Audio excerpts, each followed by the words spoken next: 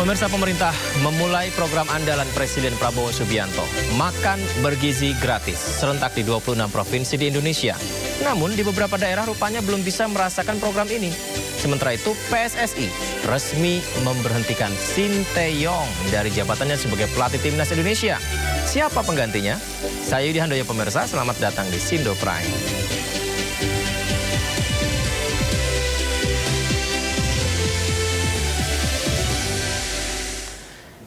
Kita ke informasi pertama, 3 oknum anggota TNI Angkatan Laut yang terlibat kasus penembakan bos rental di res area tol Gerbang Merak telah ditetapkan sebagai tersangka. Hal ini disampaikan Dan Puspomal Laksamana Muda TNI Sasmita dalam keterangan pers hari ini.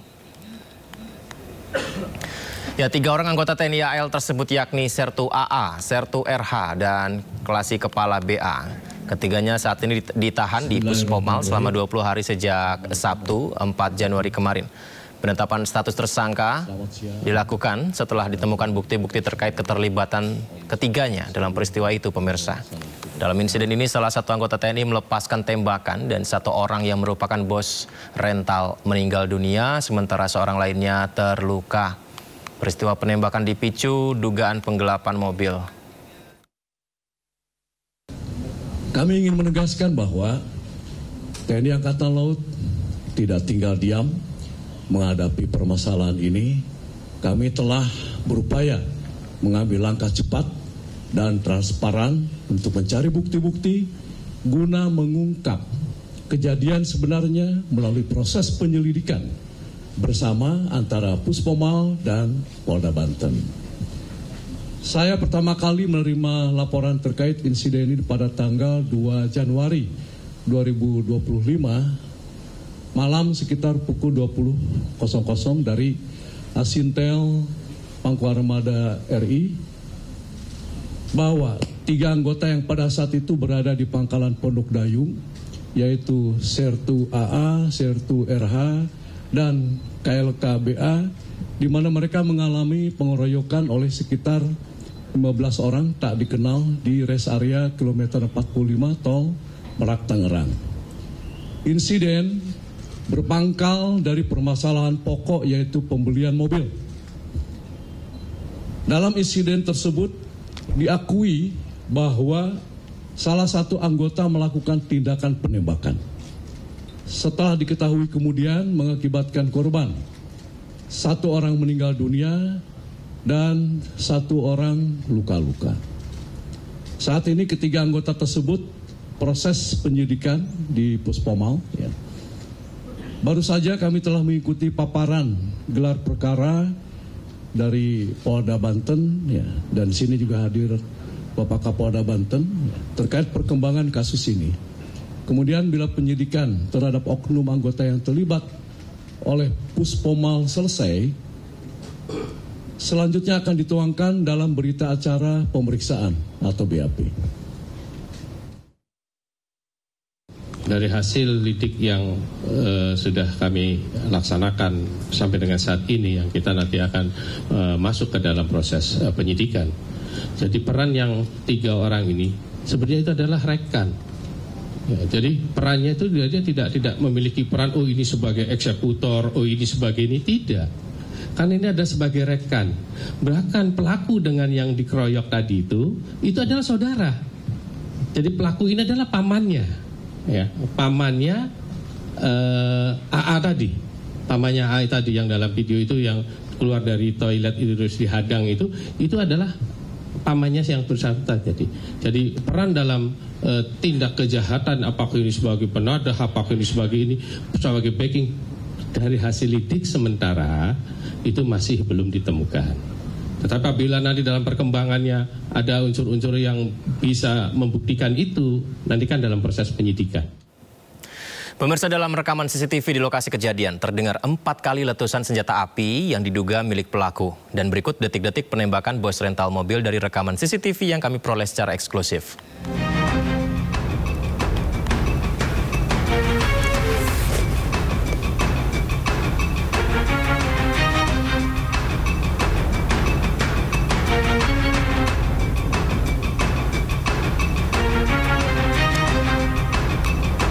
Ini adalah detik-detik penembakan bos rental, pemirsa. Peristiwa bermula dari keributan beberapa orang yang turun dari dua mobil minibus dengan pengemudi mobil sedan. Ya, maling mobil, maling mobil. Maling mobil, maling mobil.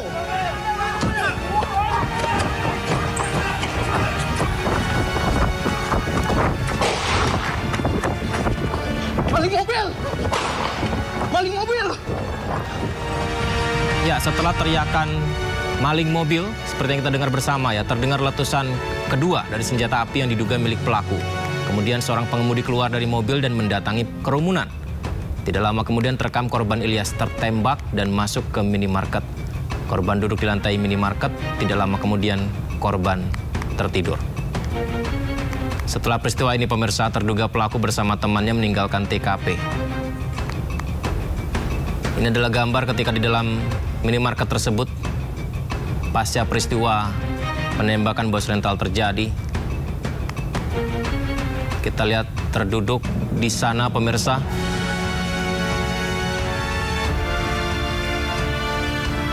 Dan setelah peristiwa ini, korban dilarikan ke rumah sakit, sementara GPS yang tersimpan di mobil dan CCTV merekam mobil sedan yang dibawa pelaku ditinggalkan di Jalan Tol Merak, Jakarta KM 34+500. Pelaku sudah mempindah tangankan mobil minibus yang dibawa rekannya yang terekam melintasi gerbang tol Cikupa.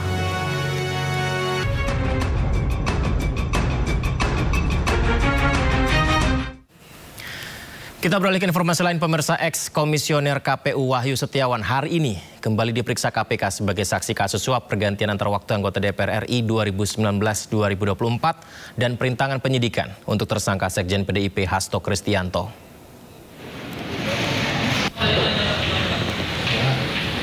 Pemirsa, mantan komisioner KPU Wahyu Setiawan tiba di gedung KPK Jakarta Senin siang pukul 12.35 waktu Indonesia Barat.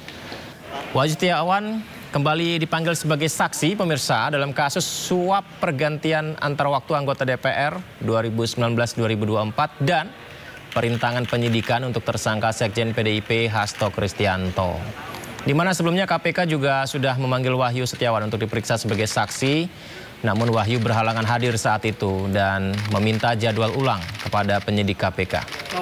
Setelah sebelumnya kita sama-sama tahu bahwa penetapan Sekjen PDI Perjuangan Hasto Kristianto sebagai tersangka dianggap terlibat dalam kasus suap Komisioner Pemilihan Umum Wahyu Setiawan berdasarkan surat perintah penyidikan 23 Desember 2024.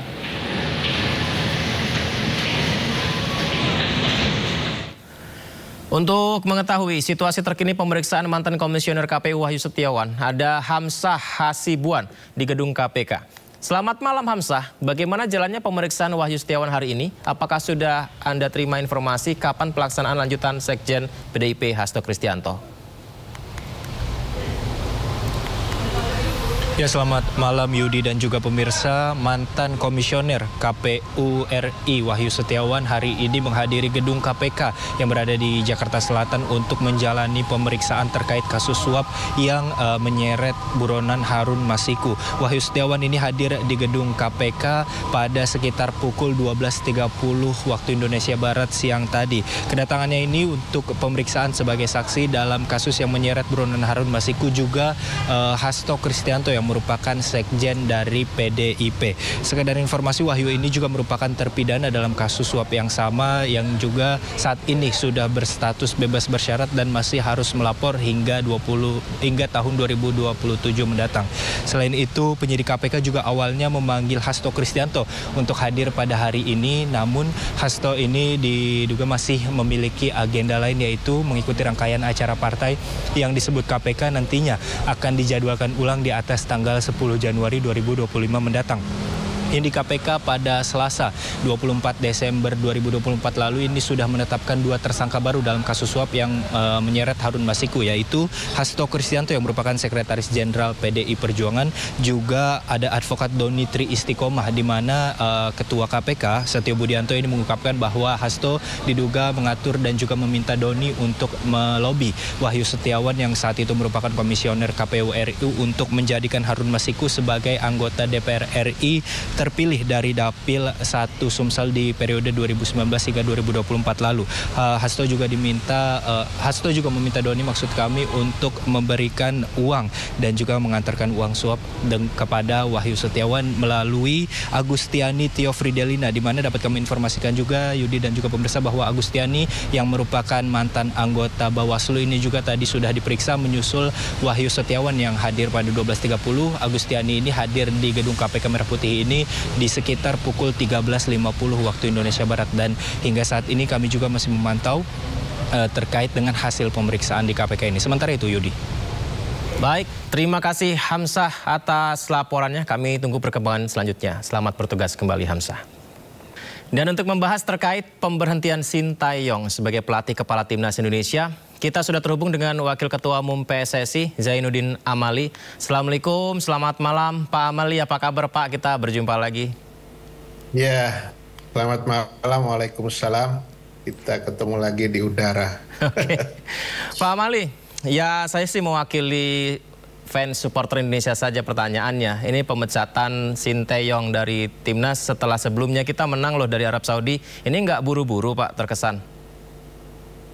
Ya, jadi apa yang sudah dilakukan oleh PSSI di bawah kepemimpinan Pak Erick Thohir sebagai Ketua Umum tentu adalah rangkaian. Ya, jangan dilihat hari ini, tapi rangkaian apa yang sudah direncanakan bahwa kita melakukan transformasi sepak bola Indonesia. Dan transformasi sepak bola Indonesia itu oleh Pak Erick sudah dipresentasikan di hadapan Presiden FIFA, para pengurus FIFA lainnya, dan sudah ada roadmap-nya. Nah, bagian dari transformasi dan roadmap itu adalah tim nasional. Itu bukan hanya putra, tetapi tim nasional putra, tim nasional putri, kemudian bagaimana liga, kan kita kerjakan satu persatu nih. Ya. Nah, kebetulan di tim nasional senior ini kita ada target. Bagaimana kita masih punya kesempatan untuk bisa lolos di Piala Dunia. Oke, ya, baik. Tapi maaf Pak, saya potong. Berarti target Timnas Indonesia saat ini di kualifikasi Piala Dunia putaran ketiga adalah lolos Piala Dunia? Iya. Nah, ini kan ada dinamika. Tadi Pak Ketua Umum sudah menyampaikan ya, dari perjalanan Timnas ini ada dinamika-dinamika. Nah, kita sebagai pengurus federasi atau sebagai pimpinannya Pak Erick Thohir tentu harus melihat dan kemudian mengevaluasi bagaimana perjalanan untuk menuju target itu. Nah, tim nasional kan kita tahu paling tidak ada 3 komponen utama. Yang pertama adalah pemain. Kita tahu sekarang ini pemain diaspora kita yang diusahakan oleh Pak Erick Thohir luar biasa. Mereka adalah grade-nya grade atas kan. Main di klub-klub Eropa, bukan yang sembarangan. Nah, ini dari sisi itu kita sudah. Kemudian yang kedua adalah pelatih. Pelatih juga bagus kan begitu ya. Yang ketiga adalah program. Nah, program ini untuk menuju ke sana harus terkomunikasikan dengan baik. Ya, jadi intinya adalah komunikasi. Komunikasi langsung one on one atau secara tim itu perlu. Dan program apa yang kita sedang jalankan, taktik, strategi itu juga harus bisa didiskusikan dengan para pemain. Berarti kalau nggak bisa hanya disuguhi, kamu harus begini, kamu harus begini, kamu harus begini. Itu tentu dengan kultur yang berbeda. Mereka ini kan rata-rata lahir kemudian dibesarkan dengan kultur Eropa yang sangat kental dan sekarang sedang main di klub-klub Eropa.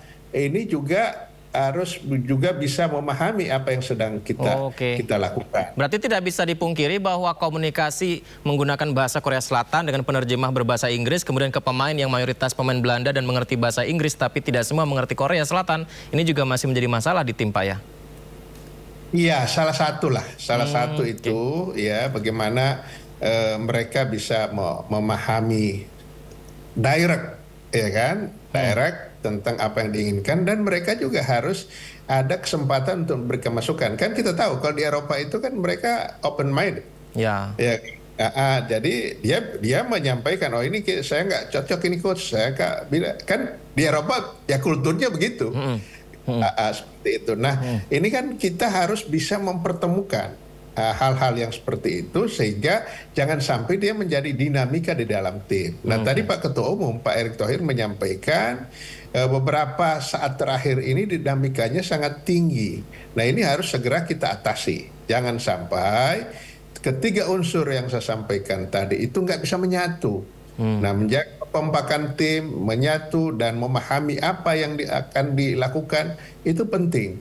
Nah, hal-hal yang seperti ini setelah dipertimbangkan, tentu kita ada kendala-kendala tertentu yang harus segera diatasi. Sama ini, Pak Amali, maaf, barusan saja kita membahas tentang dinamika dalam segi komunikasi bahasa ya. Dinamika yang tadi juga semakin tinggi Pak Amali bilang, apakah analisa PSSI termasuk kalah dari Cina, eksperimental formasi Sintayong yang dikritisi, dan juga apakah, tadi apa ya saya agak lupa, ini beberapa hal tersebut yang akhirnya membuat PSSI memutuskan hubungan kerja dengan Sintayong? Iya, banyak hal lah, banyak hal menjadi satu evaluasi kita. Jadi setiap game itu ada evaluasi, setiap game ada evaluasi, setiap game evaluasi. Cuma hasil evaluasi ini kapan kita harus mengambil keputusan? Itu kan nggak bisa. Misalnya pada saat dengan Cina kemudian kita ngambil keputusan seperti hari ini, itu blunder besar buat kita karena masih ada game yang tersisa. Nah, kita masih ada harapan sekarang. Kira-kira seperti apa, dan Pak Erick dan kita semua menghitung risiko. Kalau kita ambil keputusan A, risikonya apa? Kalau B apa? Kalau C apa? Termasuk kalau kita tidak ambil keputusan apapun, risikonya apa?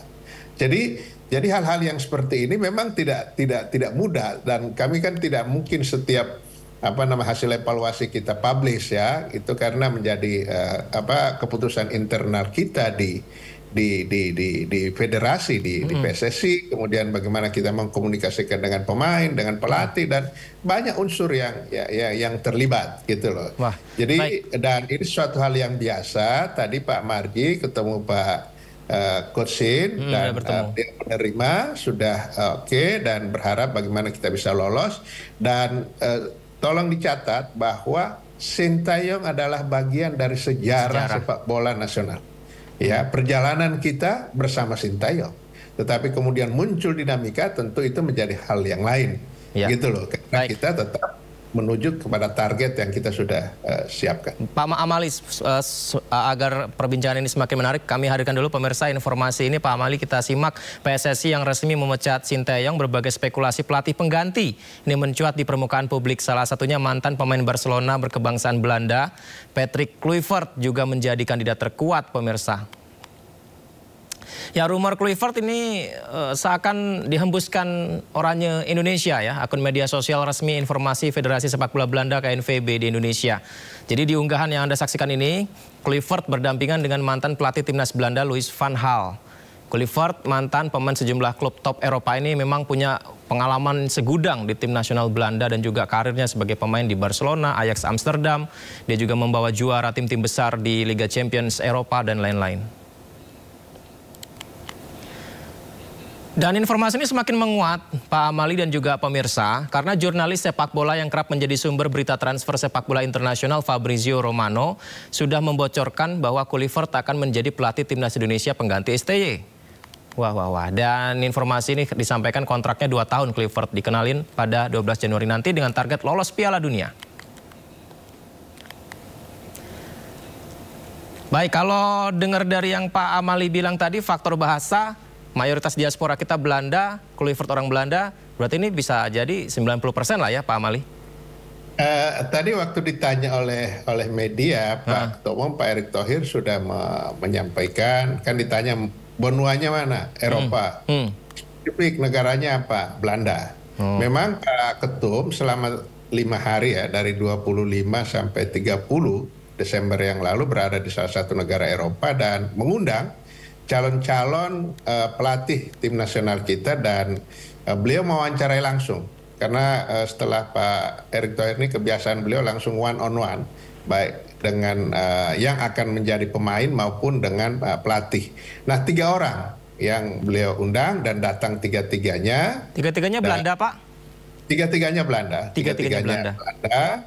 Tetapi kan ini ada proses juga, harus administrasi juga lengkap segala macam. Makanya kenapa dipilih waktu yang tepat itu adalah tanggal 12. 11 datang, jadi artinya 11 itu berarti urusan administrasi sudah selesai, ya, kontrak dan lain sebagainya, baru kemudian dikenalkan, ya, kenalkan kepada publik, kenalkan kepada para pemain yang di dalam, kemudian ada rencana akan dibawa kepada pemerintah, Pak Menteri Pemuda Olahraga, itu gitu, dan akan diperlihatkan fasilitas mana yang digunakan oleh timnas selama ini. Jadi ya tunggu saja kira-kira siapa yang akhirnya datang tanggal 11 itu. Saya ya karena memang belum diresmikan secara langsung oleh PSSI ya Kluivert ini. Tapi gini Pak Amali, kalau memang Kluivert yang terpilih, saya mungkin mewakili netizen Indonesia yang sangat cinta dengan timnas Indonesia Pak Amali. Dengan yang dicapai oleh timnas kita di putaran 3, kita peringkat 3 putaran 3 kualifikasi Piala Dunia, sebuah sejarah yang luar biasa untuk timnas Indonesia. Sementara Kluivert atau ya mungkin misalkan dia nanti terpilih ya Pak Amali, top sekali sebagai pemain, dia memiliki gelar pribadi, juara bersama Barcelona, bersama Ajax, pernah di AC Milan, tapi sederet prestasi di pelatihnya ini belum secemerlang ketika jadi pemain. Nah ini bagaimana Pak Amali, PSSI meyakinkan kami bahwa pelatih yang terpilih adalah yang terbaik? Ya, tentu pilihan yang dilakukan ya menurut kami, menurut Pak Ketua Umum adalah kita menyuguhkan yang terbaik. Karena kita berprinsip timnas ini bukan milik PSSI, bukan milik Ketua Umum, bukan milik pengurus, tetapi ini adalah milik seluruh rakyat Indonesia. Nah, karena kita harus memutuskan yang terbaik. Tetapi kita meyakini, tadi saya sudah sampaikan ada 3 unsur. Salah satu unsur yang penting adalah pemain. Kan kualifikasi pemain kita ini sudah kualifikasi bagus-bagus, tinggal pelatih meramunya. Jadi bukan satu-satunya pelatih akan menentukan, tetapi unsur pemain juga di situ sangat kuat. Nah, pemain yang seperti ini diramu seperti apa oleh pelatih? Nah, saya kira dari komunikasi kan mereka juga nggak gitu sulit lagi ya, karena semua punya jam terbang, tiga-tiganya ini punya jam terbang dan pasti dihormati oleh para pemain. 2,5 bulan berarti menghadapi laga putaran 3 ya lawan Australia. Ini waktunya cukup gak ya Pak Amali untuk adaptasi pelatih baru, untuk para pemain juga? Ya, saya kira bagi mereka yang sudah main di level kompetisi-kompetisi internasional, khususnya di Eropa, ya itu nggak sulit, dan pelatihnya juga kan pernah juga main di klub-klub itu, sehingga tinggal menyesuaikan aja, tidak mau mulai dari dasar, ya mulai dari dasar lagi. Dan dengan teman-teman yang main di Liga Indonesia tentu juga harus cepat beradaptasi, karena Pak Ketua Umum merencanakan nanti siapapun yang terpilih dari 3 itu akan dipertemukan dengan para pemain yang berasal dari kompetisi Liga Indonesia. Kenapa pertanyaan-pertanyaan ini disampaikan ya Pak Amali, mohon izin. Ini dikarenakan kita melihat pengalaman yang dialami oleh Arab Saudi. Mengganti Roberto Mancini, mengganti Hervé Renard 2 kali, bahkan sekarang diganti lagi pelatihnya, tapi performanya malah terus menurun. Nah ini antisipasi gimana Pak Amali supaya pengalaman Arab Saudi kita nggak ngikutin? Ya, saya kira berbeda dengan di Arab Saudi. Di Arab Saudi itu kan Mancini udah mengeluh tentang pemain. Ya, pemain yang diturunkan, kan ada keluhan yang saya baca sih di beliau memuji bahwa pemain timnas Indonesia itu adalah mereka yang bermain di klub-klub di kompetisi Eropa, ya kan? Mancini sampaikan itu, sehingga itu salah satu kelebihan kita.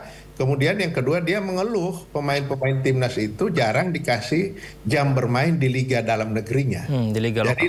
Jadi ya ini tentu satu hal yang berbeda. Jadi kenapa saya bilang pemain itu unsur yang penting, tinggal bagaimana meramunya. Ini modal dasarnya sih sudah sangat oke ya para pemain sekarang, apalagi kalau striker itu bisa bergabung sebelum Maret ini, ya itu sih ya. Itu akan tambah bagus. Jadi ini sama-sama sudah level kualifikasinya atas ya, pemain dan kemudian siapapun yang dipilih dari 3 pelatih itu, sehingga saya kira frekuensinya sudah sama, tinggal ya dicocokkan saja, nggak harus dari dasar lagi sehingga kita butuh waktu yang panjang. Berarti ini clear ya, supaya supporter timnas Indonesia juga jelas, pemecatan Sinteyong bukan karena kita tidak juara di AFF, tapi target kita di Piala Dunia. Ya, clear betul. Tadi Pak Ketua Umum menyampaikan bahwa kita punya target besar, dan target besar itu kita hitung betul dengan keberadaan yang ada sekarang dan dengan dinamika yang terjadi dalam timnas. Itu pertimbangannya. Baik. Pak Mali, bukan AFF bukan masuk dalam hitungan kita. Bukan hitungannya AFF ya. Baik, Pak Amali, terima kasih banyak Pak sudah bergabung di Sindo Prime. Nanti semoga kita bisa berbincang lagi ya Pak Amalia, dan dengan kabar bahwa timnas Indonesia semakin berprestasi. Terima kasih Pak. Pemirsa, program andalan Presiden Prabowo Subianto makan bergizi gratis resmi dimulai serentak hari ini. Diskusinya kita hadirkan usai jeda, tetaplah di Sindo Prime.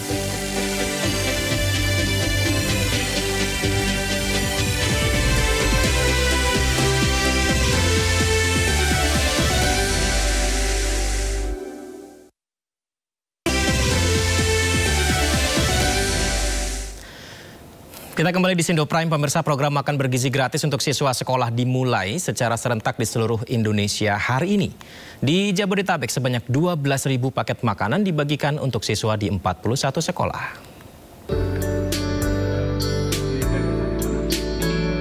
Program makan bergizi gratis MBG dimulai Senin 6 Januari 2025. Program ini dilaksanakan serentak di 190 titik di 26 provinsi termasuk DKI Jakarta. Dalam kunjungannya ke sejumlah sekolah, PJ Gubernur DKI Jakarta Teguh Setiabudi menyebut 12.000 paket makanan didistribusikan ke 41 sekolah di hari pertama pelaksanaan MBG. Paket-paket makanan ini diolah di 4 satuan pelayanan pemenuhan gizi SPPG. Teguh mengatakan jumlah SPPG akan terus bertambah sepanjang tahun ini. Untuk tahun 2025 direncanakan akan ada 153 SPPG yang beroperasi di wilayah DKI Jakarta. Tentunya kami juga mensupport antara lain misalnya penentuan lokasi, kemudian juga melakukan sosialisasi dan edukasi, dan bila mungkin juga dari sisi terkait masalah kualitas makanannya, dari sisi security-nya dan sebagainya. Di hari pertama pelaksanaan program MBG, Menteri Koperasi Budi Ari turut meninjau dapur sehat anak bangsa di kawasan Halim Perdana Kusuma, Jakarta. Budi Ari melihat langsung persiapan distribusi makanan untuk anak-anak SD Angkasa 5 Halim Perdana Kusuma.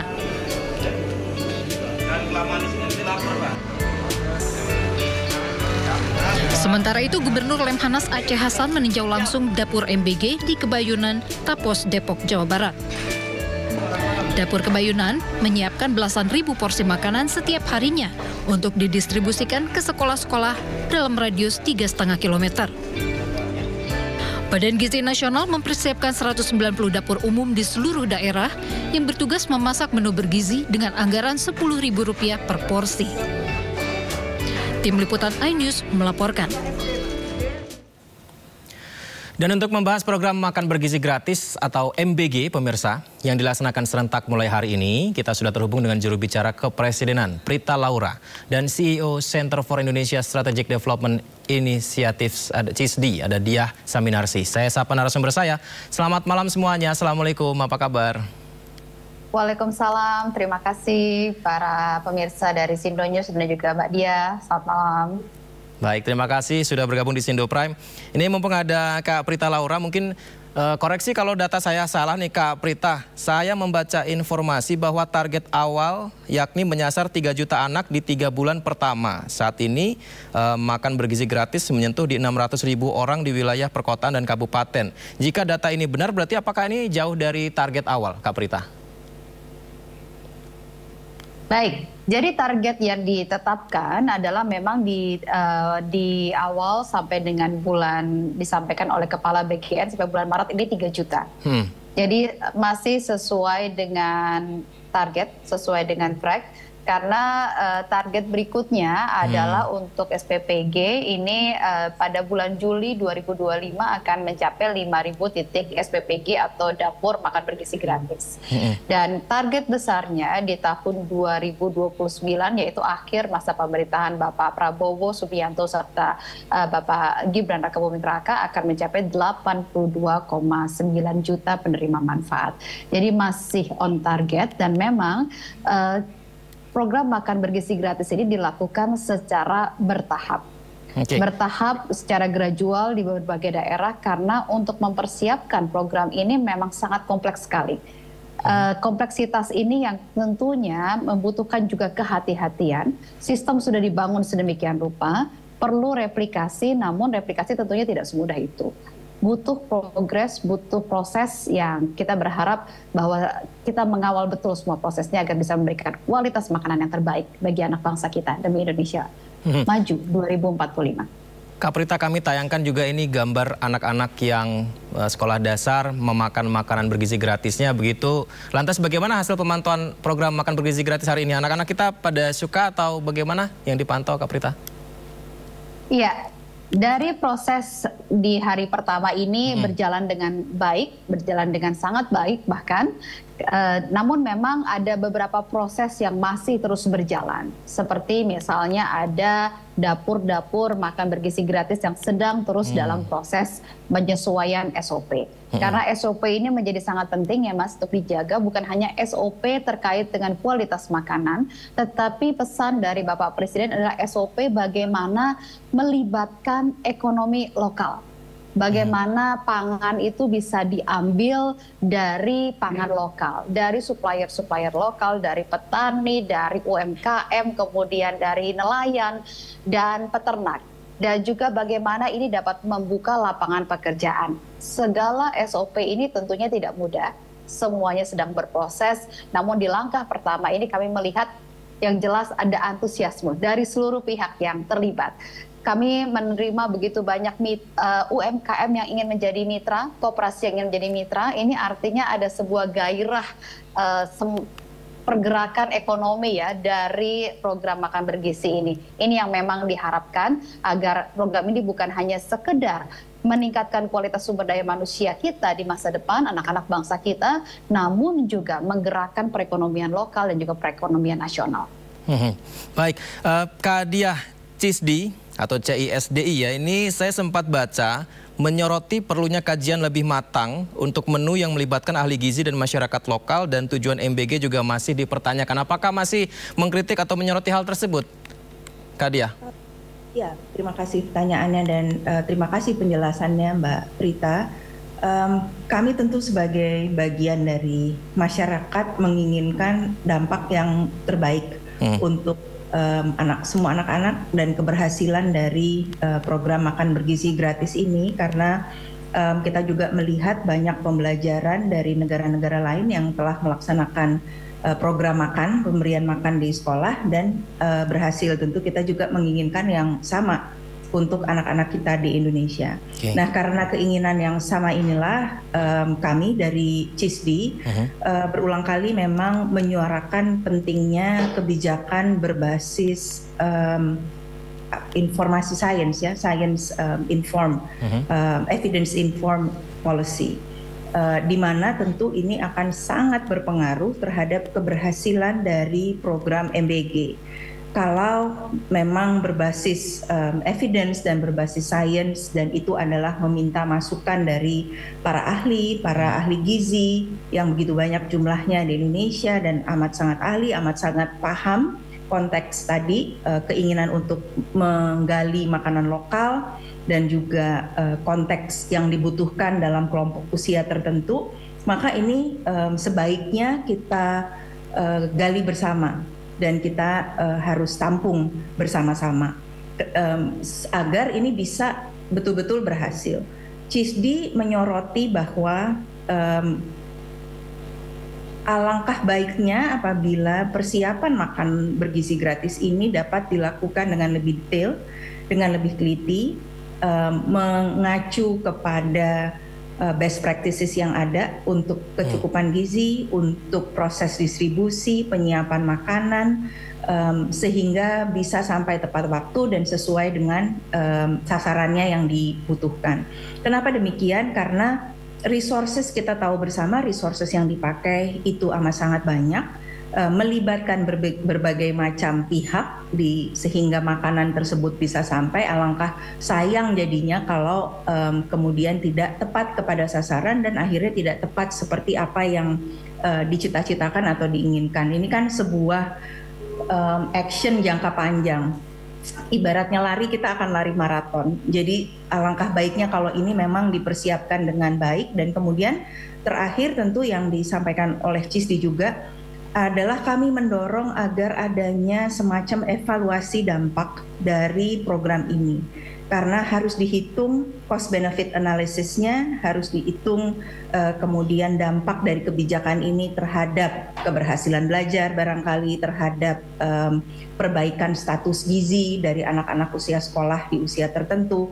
Dan ini yang dijadikan perbaikan. Tadi Mbak Prita bilang perlu banyak perbaikan, nah perbaikannya harus berbasis evidence lagi. Dan itu yang di titik ini yang dibutuhkan masukan dari berbagai pihak, seperti misalnya dari masyarakat sipil, dari akademisi, dari media, dari private sector, dari masyarakat luas yang memang terlibat dan melihat langsung jalannya program ini. Kami tentu menginginkan ini tidak hanya sekedar terbatas setahun, 2 tahun, 5 tahun, tapi memang seluruhnya sampai nanti Indonesia akan bisa punya program makan di sekolah yang bergizi dan berdampak positif. Begitu, Mas. Kak Prita dan juga Kak Dia, sebelum kita lanjutkan dialog menarik kita simak dulu informasi berikut ini. Distribusi paket makan siang bergizi gratis nyatanya belum tersebar merata di seluruh wilayah.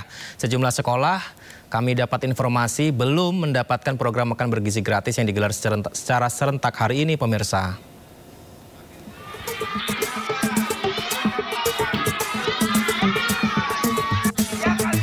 Program makan bergizi gratis yang digelar pemerintah di 190 titik di 26 provinsi di Indonesia nyatanya belum tersebar secara merata.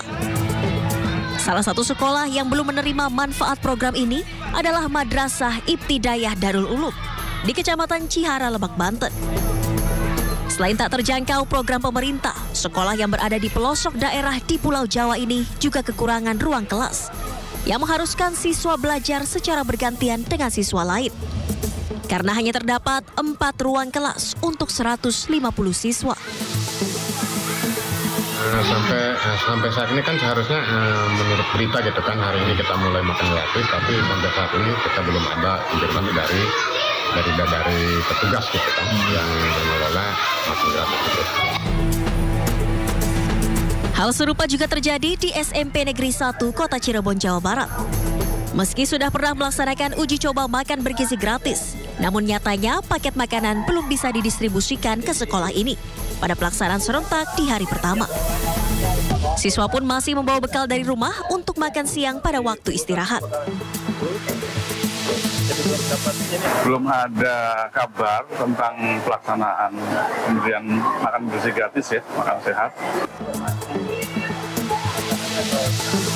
Sejumlah sekolah di pelosok pun berharap program makan bergizi gratis dapat segera didistribusikan secara merata di seluruh wilayah di Indonesia. Tim Liputan iNews melaporkan.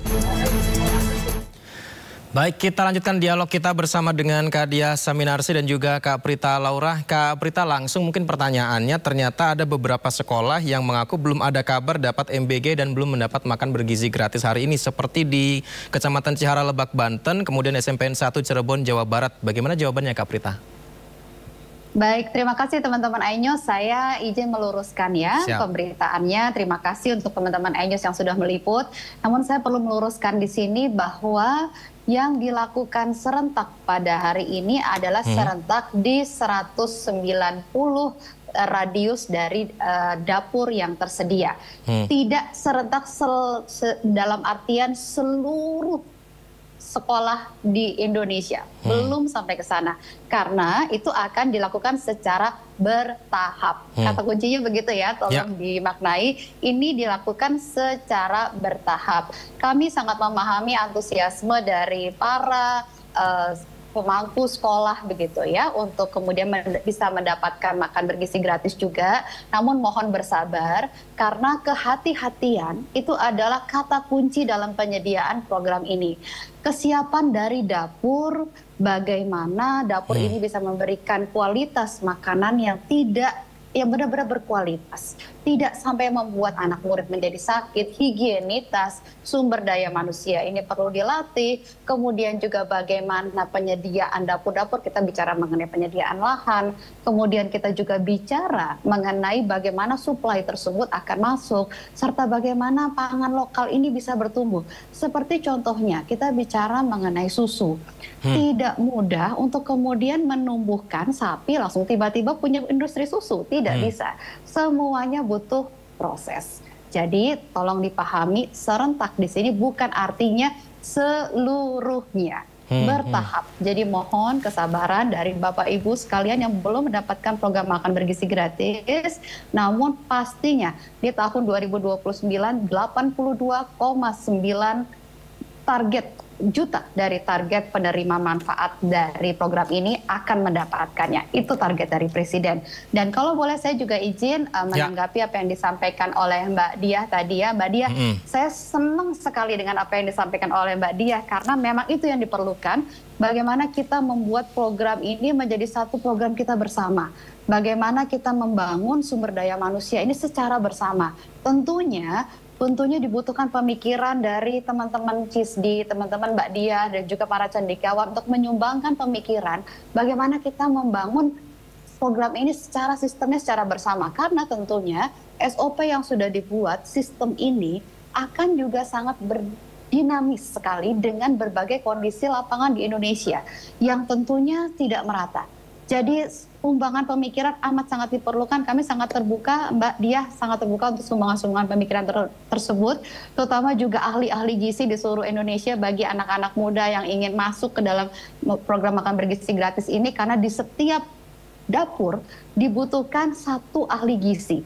Jadi di setiap dapur ini ada 3 tenaga ahli, bisa dikatakan ya, yang harus ada selain para pekerja yang memasak dan juga yang mengantarkan makanan. Yang pertama adalah kepala dapur. Dan kemudian yang kedua adalah harus ada ahli gizi yang mengawasi gizi tersebut dari makanan yang ada. Dan kemudian yang ketiga ini adalah akuntan yang memiliki kemampuan dan juga sertifikasi untuk pengadaan, sehingga kemudian transparansi pengadaan dari bahan-bahan kebutuhan ini bisa dijaga sedemikian rupa agar tidak terjadi, ini tidak program yang tidak kemudian menjadi sebuah ladang pungli untuk selanjutnya. Kita ingin segala sesuatu yang disediakan, 71 triliun disediakan dalam APBN pemerintah, ini benar-benar digunakan semaksimal-maksimalnya untuk mencerdaskan bangsa kita. Baik, Kak Diah, tadi saya menggarisbawahi yang disampaikan, menyoroti alangkah baiknya apabila dimulainya makan bergizi gratis ini lebih detail, lebih teliti mengacu data ideal gizi penyiapan makanan agar sasarannya lebih tepat. Nah, apakah yang sekarang ini belum matang atau buru-buru menurut Anda? Menurut saya ini perencanaannya bisa dibuat lebih baik lagi. Di antaranya mungkin kalau kita nggak bicara soal teknis nutrisi atau teknis gizi dulu, setting ekspektasi itu sangat dipentingkan karena kita masuk ke begitu banyak daerah, program ini masuk begitu banyak daerah, artinya variasi yang ada, yang akan diambil, yang akan diterima itu juga akan sangat banyak. 190 dapur aja, artinya 190 variasi. Kalau setiap dapur memberikan ke 3 atau 4 sekolah di dalam radiusnya, seperti tadi kata Mbak Prita, ya dikaliin lagi 3 atau 4 sekolah. Jadi ada begitu banyak variasi di dalam desain sebuah program yang dibawa dari meja desain, dari pemikiran menjadi ke sebuah ranah implementasi. Pada saat operasional, disitulah kita akan bertemu dengan detail-detail yang tadinya belum terpikir pada waktu kita mendesain program tersebut. Nah, karena sekarang ini targetnya tadi disampaikan akan 82,9 juta anak nanti pada akhirnya, maka sekarang mumpung baru jalan 1 hari, ini adalah saat yang paling baik untuk menerima semua masukan dan kemudian mendetailkan kembali apa yang miss dari kemarin. Nah, kalau dari sudut pendekatan teknokratis, itu semua bisa diambil catatannya dan kemudian nanti di akhir, let's say periode per 6 bulan atau dalam 1 tahun dilakukan cost benefit analysis, dilakukan impact evaluation untuk mereviewnya kembali di dalam ranah, di dalam framing kebijakan, sehingga akhirnya kebijakan yang nanti akan terus-menerus disempurnakan dan diperbarui itu sudah dengan masukan-masukan yang ada, mencatat semua yang ada. Jadi memang untuk membesarkan skala atau yang kita sering bilang dengan scaling up, itu yang akan ketemu adalah hal-hal seperti ini. Kita sekarang bilang baru 1 hari, tapi justru karena baru 1 hari inilah maka perbaikan-perbaikan harus ada. Yang kalau kami boleh memberikan masukan selain setting ekspektasi tadi, yang juga amat penting sebenarnya Mbak Prita adalah dibentuknya sebuah platform yang memang ada tersedia, di mana ini kayak kelompok kerja, kayak working group gitu, di mana memang tersedia terus platform tersebut untuk menampung masukan dan menampung diskusi dari para ahli yang melibatkan berbagai macam aktor-aktor pembangunan, pemerintah dengan masyarakat sipil, dengan media, dengan private sector, dengan akademisi, bekerja sama di dalam working group itu, sehingga akhirnya semuanya mempunyai ownership dari program MBG ini. Inilah yang akan menjamin terjadinya hal yang kita inginkan bersama, yaitu sustainability. Pada akhirnya nanti kita ingin ini berjalan. Nah, ini yang diskusi-diskusi seperti ini di saat awal itu yang harus terjadi, tapi harus ada time mark-nya. Per 6 bulan kah? Per 1 tahun kah? Itu harus direview dan kemudian memang dilakukan penelitian di situ yang memang meneliti betul apakah ada daerah kontrol, ada daerah yang tidak, yang ini yang dapat jadinya seperti apa, yang nggak dapat MBG jadinya seperti apa, dan itu yang kemudian dijadikan masukan. Nah, ini yang akan menjamin kesuksesan dan sustainability bersama. Dan saya perhatikan 2 elemen ini yang masih missing dari MBG, yaitu pertama adalah keterbukaan kepada semua, tetapi di dalam setting yang memang dibangun untuk menumbuhkan ownership dari semua aktor pembangunan. Ini yang menurut saya amat sangat penting. Terima kasih. Sayang waktu kita terbatas, tapi Kak Dia dan juga Kak Prita Laura tentu tahu ya, kontri kami di lapangan begitu ada makan bergizi gratis, sekolah-sekolah lu langsung menghubungi untuk bisa diliput karena semuanya antusias menunggu datangnya makan bergizi gratis. Tapi terima kasih sudah bergabung di Dialog Indo Prime. Semoga ini bisa menjadi masukan ya Kak Prita apa yang disampaikan Kak Dia tadi. Selamat malam, Assalamualaikum.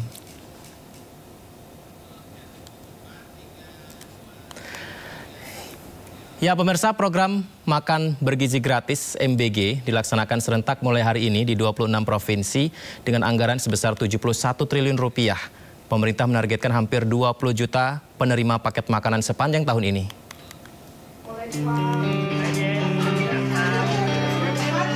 Program Makan Bergizi Gratis menyasar mulai siswa PAUD hingga SMA dan sederajat. Selain kelompok anak sekolah, MBG juga diberikan kepada bayi hingga balita, ibu hamil, dan ibu menyusui. Tahun 2025, pemerintah melalui Badan Gizi Nasional menargetkan total hampir 20 juta penerima paket MBG.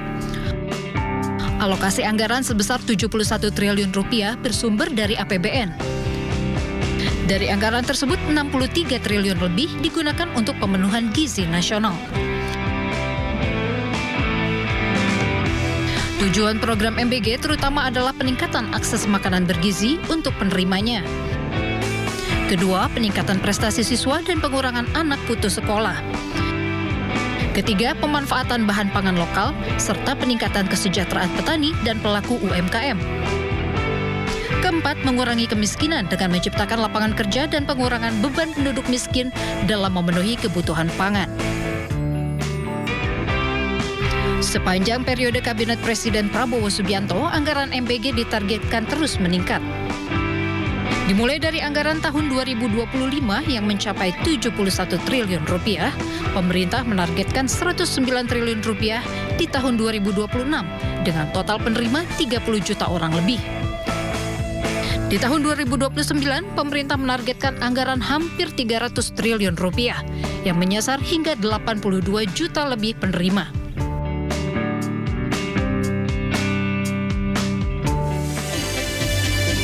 Sentuh 1,57%, inflasi tahun 2024 menjadi yang terendah sepanjang sejarah Indonesia. Selengkapnya di Sindo Prime.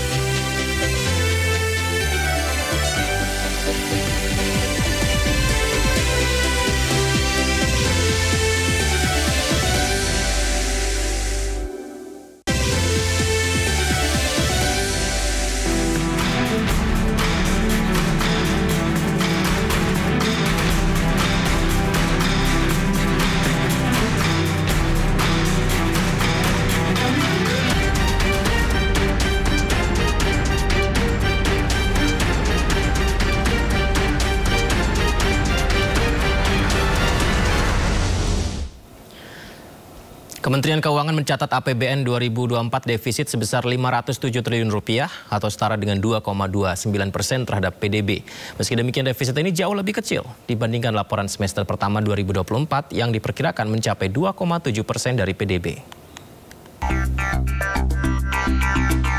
Kementerian Keuangan mencatat anggaran pendapatan belanja negara tahun 2024 defisit sebesar 507,8 triliun rupiah atau setara dengan 2,29% terhadap produk domestik bruto. Menteri Keuangan Sri Mulyani menyebut defisit APBN 2024 jauh lebih kecil dibandingkan laporan semester pertama 2024 yang diperkirakan defisit akan mencapai 2,7% dari PDB. Membaiknya harga komoditas seiring meredanya tekanan harga minyak serta adanya stimulus fiskal dan moneter China diakui membuat kondisi ekonomi membaik sehingga defisit APBN bisa kembali sesuai desain awal.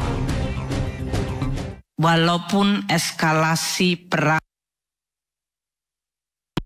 di Timur Tengah, namun tekanan terhadap harga minyak mengalami peredaan. Sementara itu, beberapa harga komoditas yang cukup penting seperti batu bara, nikel, dan CPO di semester kedua mulai pulih dan tekanan mereda sehingga sebagian bahkan mulai terjadi perbaikan harga. Stimulus dari perekonomian di Tiongkok juga diumumkan yang menimbulkan harapan ekonomi Tiongkok akan mengalami paling tidak pemulihan atau peredaan terhadap kondisi yang terus menurun. Kementerian Keuangan mencatat belanja negara sepanjang tahun 2024 3.350,3 triliun rupiah, naik 7,3% dari tahun sebelumnya. Sementara pendapatan negara mencapai 2.842,5 triliun rupiah, naik 2,1% dari tahun sebelumnya.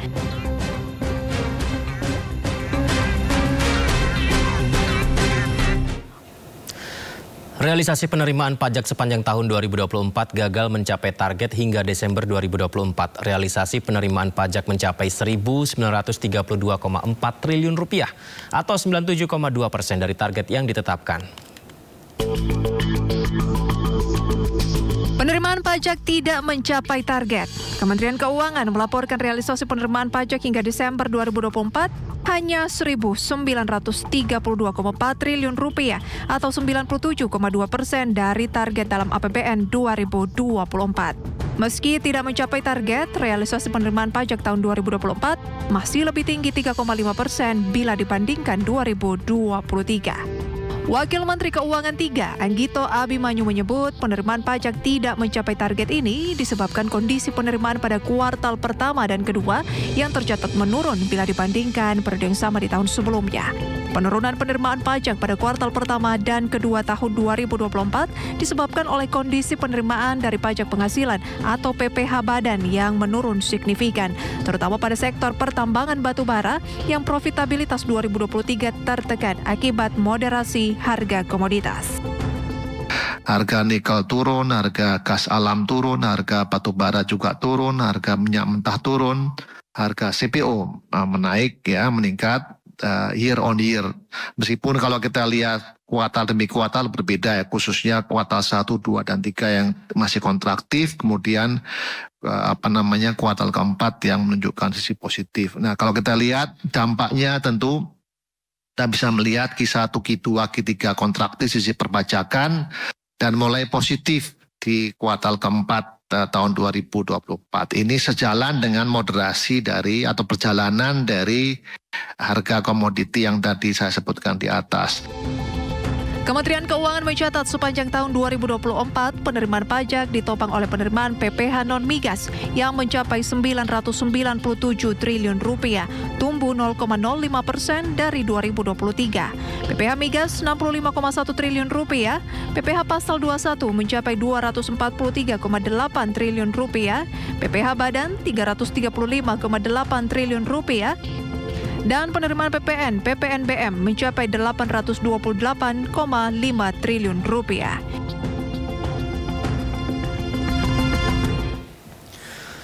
Lembaga Pengelola Dana Bergulir Koperasi dan UMKM kembali mencatatkan kinerja positif dalam penyaluran dana bergulir tahun 2024. Penyaluran dana bergulir mencapai 1,97 triliun rupiah atau melampaui target yang ditetapkan pemerintah senilai 1,85 triliun rupiah.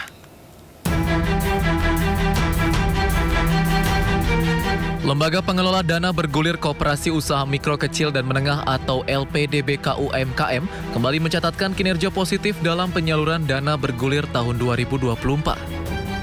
Direktur Utama LPDBK UMKM Supomo menyampaikan bahwa pihaknya berhasil menyalurkan dana bergulir sebesar 1,97 triliun rupiah. Angka ini melampaui target yang ditetapkan pemerintah sebesar 1,85 triliun rupiah. Penyaluran dana bergulir ini ditunjukkan kepada 130 mitra koperasi dengan rincian penyaluran untuk pola konvensional sebesar 1,11 triliun dan pola syariah sebesar 795 miliar dengan tingkat non-performing loan atau NPL sebesar 1,99%. Untuk masalah penyaluran kita udah kita lampaui, yaitu kita 1,97 triliun dari target 1,850. Kemudian NPL juga di bawah 3 semuanya ya. Terus yang lain-lain mungkin secara keseluruhan itu IKU dari 11 indikator kinerja utama itu kalau kita total semua rata-rata udah di atas 130-an. Secara kumulatif sejak tahun 2008 hingga 2024, LPDBK UMKM telah menyalurkan dana bergulir sebesar 19,55 triliun kepada 3.838 mitra dan telah menjangkau 524.267 penerima manfaat. Dari total penyaluran kumulatif ini 13,84 triliun disalurkan melalui pola konvensional dan 5,71 triliun melalui pola syariah.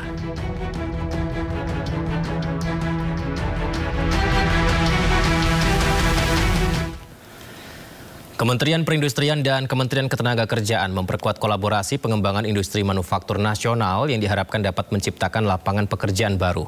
Pemerintah berupaya membentuk lembaga produktivitas nasional untuk menyiapkan tenaga kerjanya yang kompeten. Kementerian Perindustrian dan Kementerian Ketenagakerjaan memperkuat kolaborasi dalam pengembangan industri manufaktur nasional yang dapat menciptakan lapangan pekerjaan baru. Menteri Perindustrian Agus Gumiwang Kartasasmita menyebutkan penciptaan lapangan kerja baru diharapkan dapat mendorong kesejahteraan masyarakat dengan mengedepankan job creation dalam investasi di sektor manufaktur. Kepercayaan pelaku industri di Indonesia diharapkan semakin tinggi. Labor productivity di Indonesia itu harus ditingkatkan ya, agar supaya kita bisa Indonesia bisa lebih menarik bagi para calon investor. Sementara itu, pemirsa, Menteri Ketenagakerjaan Yasirli menambahkan, pemerintah berupaya membentuk lembaga produktivitas nasional untuk menyiapkan tenaga kerjanya yang kompeten. Saat ini, alhamdulillah kita lihat tadi luar biasa, data-data itu tersedia dengan lengkap bagaimana progres ya per bulan terhadap kondisi industri, mana yang sudah ekspansi, mana yang terjadi kontraksi dan seterusnya. Pertemuan tersebut juga membahas kondisi sektor-sektor industri yang tengah rentan terhadap tekanan politik dan ekonomi global, serta sektor-sektor industri yang mempunyai potensi tumbuh lebih tinggi ke depan. Pemerintah telah memetakan 40 perusahaan yang menyerap tenaga kerja terbanyak di Indonesia. Badan Pusat Statistik menyatakan inflasi tahun 2024 sebesar 1,57% sebagai yang terendah sepanjang sejarah Indonesia. BPS menyebut melandainya harga pangan pokok sebagai faktor utama penentu rendahnya angka inflasi. Badan Pusat Statistik mencatat inflasi sepanjang 2024 mencapai 1,57%. Angka ini disebut BPS merupakan yang terendah sejak indikator inflasi pertama kali dihitung oleh BPS, yaitu pada tahun 1958. Adapun realisasi inflasi hingga Desember 2024 mencapai 1,57%, atau terjadi peningkatan indeks harga konsumen dari 105,15 pada Desember 2023 menjadi 106,80 pada Desember 2024. Sementara itu sebelumnya BPS mencatat inflasi rendah pada tahun 2020 lalu sebesar 1,68%. Jadi inflasi tahun kalender atau year to date 2024 sebesar 1,57% adalah inflasi terendah selama ini atau sejak dilakukannya penghitungan inflasi oleh BPS. Terakhir BPS pernah mencatat inflasi tahun kalender yang juga rendah yaitu di tahun 2020 yaitu sebesar 1,68%. Rendahnya inflasi 2024 ini disebabkan oleh sejumlah faktor, namun melandainya harga pangan pokok setelah sempat naik di tahun 2022 dan juga 2023 ini bisa dikatakan menjadi faktor utama. Deputi Bidang Statistik Distribusi dan Jasa BPS Puji Ismartini mengatakan, rendahnya inflasi 2024 disebabkan sejumlah faktor, di mana melandainya harga pangan pokok yang sempat naik pada tahun 2022 dan 2023 disebut sebagai faktor utama. Adapun berdasarkan kelompok pengeluaran inflasi tahunan 2024, utamanya didorong oleh kelompok makanan, minuman, dan tembakau dengan inflasi sebesar 1,90% dan memberikan andil 0,55% terhadap inflasi umum.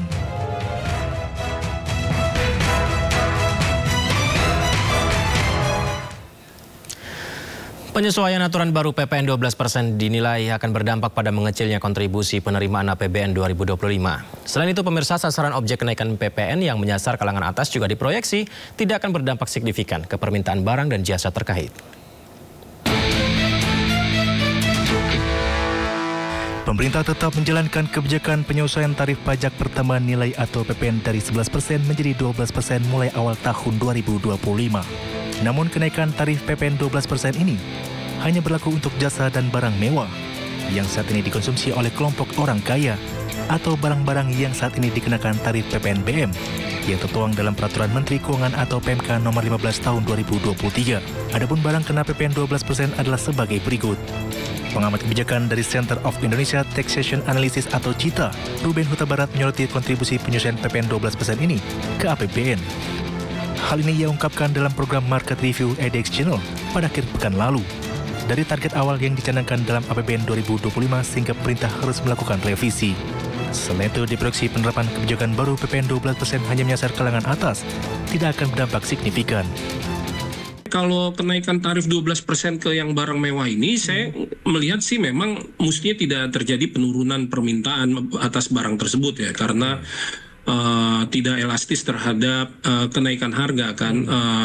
Sifat permintaan barangnya dia tidak elastis ya, naik 1% saja dia tidak akan mempengaruhi permintaan atas barang tersebut, sehingga mau tidak mau memang akan terjadi kenaikan penerimaan PPN dari penjualan barang-barang mewah tersebut. Tapi terhadap total penerimaan PPN, porsinya sendiri nggak terlalu besar. Jadi hanya menyumbang mestinya sih tidak terlalu besar ya, hanya sekitar.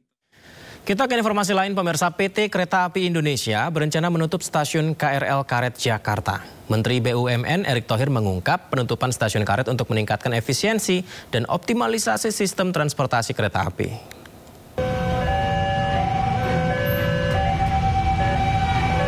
Menteri BUMN Erick Thohir mengungkap bahwa stasiun KRL Karet akan segera ditutup.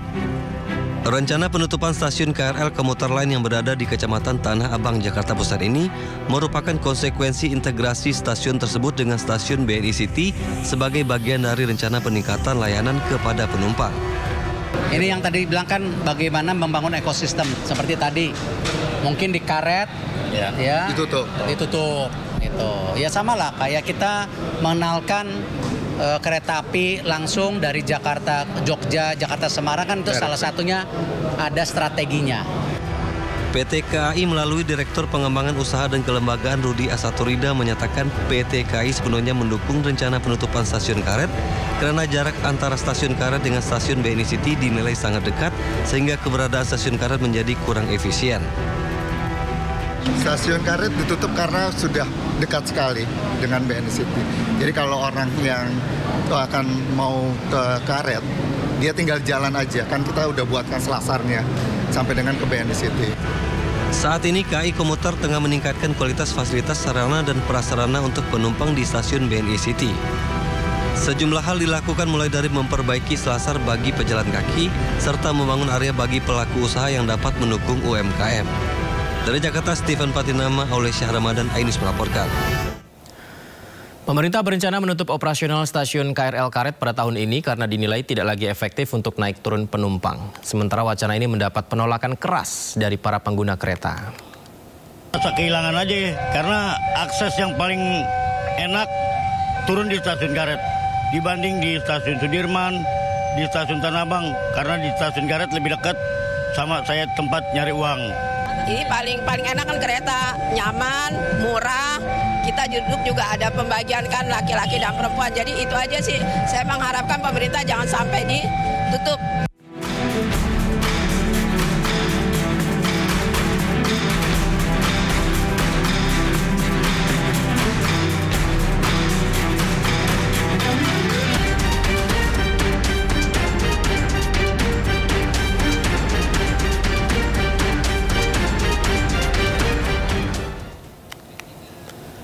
Pemerintah Indonesia mengumumkan biaya haji tahun 2025 sebesar 89,4 juta rupiah dengan setoran jemaah haji sebesar 55,4 juta rupiah. Angka ini pemirsa mengalami penurunan sebesar 4 juta rupiah dari tahun lalu. Ya, keputusan ini diumumkan langsung oleh Ketua Komisi 8 DPR RI Marwan Dasopang bersama dengan Menteri Agama Nasaruddin Umar di Gedung DPR RI Jakarta. Pemerintah sepakat menyetujui biaya haji 2025 sebesar 89 juta rupiah dengan biaya per jemaah haji yaitu 55 juta rupiah. Meski mengalami penurunan, namun pemerintah memastikan pelayanan haji yang diberikan tetap maksimal. Oke, 5. Pembiayaan biaya haji kita di tahun 2025 89.410.258,79. Kalau dibanding tahun lalu, ini ada penurunan sekitar 4 juta rupiah lebih. Ini muncul pertanyaan kenapa bisa turun? Mestinya ada kenaikan karena ada berbagai hal insentif yang dikutip oleh pemerintah Saudi terkait umpamanya pajak dan lain-lain. Tapi karena kita bisa melakukan efisiensi dan mengurangi berbagai hal yang bisa kita kurangi tanpa mengurangi layanan yang baik, pada akhirnya bisa turun 4 juta rupiah lebih. Ini obsesi Presiden Prabowo Subianto kepada kami, Kementerian Agama dan BPH, bagaimana dapat diusahakan supaya beban biaya jemaah haji nanti akan datang lebih diperingan tanpa mengurangi kualitas pelaksanaan haji. Dan setelah kami melakukan pertemuan intensif dengan Komisi 8 dan para pihak yang lain, maka kesimpulan yang paling indah, yang paling bagus kita bisa capai seperti yang disebutkan tadi.